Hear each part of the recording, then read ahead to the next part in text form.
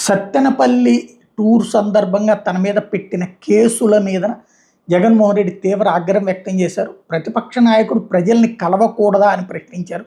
అలా వెళ్ళేటప్పుడు ఆంక్షలు పెట్టడం ఏంటని నిలదీశారు.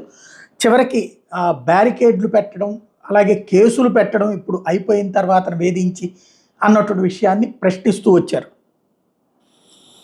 లేదా కానీ ఒక ప్రతిపక్ష నాయకుడు ప్రజలను కలవడానికి వెళ్ళినప్పుడు కానీ లేదా పార్టీ నాయకులను పరామర్శించడానికి వెళ్ళినప్పుడు కానీ ఎందుకు ఇలాంటి ఆంక్షలు విధించాలని అడుగుతాం. మొన్న పొగాకు రైతులకు సంబంధించి పొదిలి వెళ్తే నిజంగా అక్కడ కూడా ఆశ్చర్యం కలిగించే విషయం, పొగాకు రైతులు అష్ట కష్టాలు పడతా ఉన్నారు.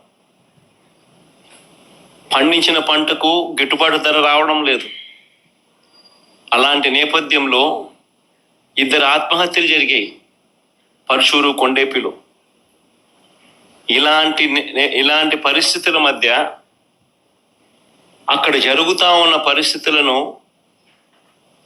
పరిస్థితుల మధ్య రైతులకు సంఘీభావంగా ప్రతిపక్ష నాయకుడు అక్కడికి వెళ్తే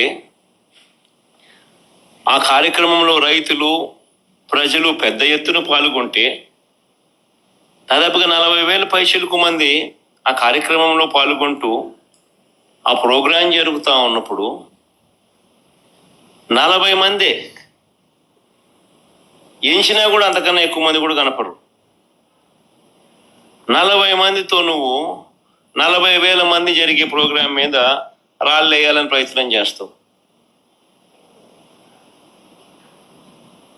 ఆశ్చర్యం కలిగించే విషయం అది. ఇది ప్రధానంగా మన పొదిలి అంశం. అట్లాగే కేసులు పెట్టడం ఏంటి అన్నటువంటి ప్రశ్న సంధించుకొచ్చారు.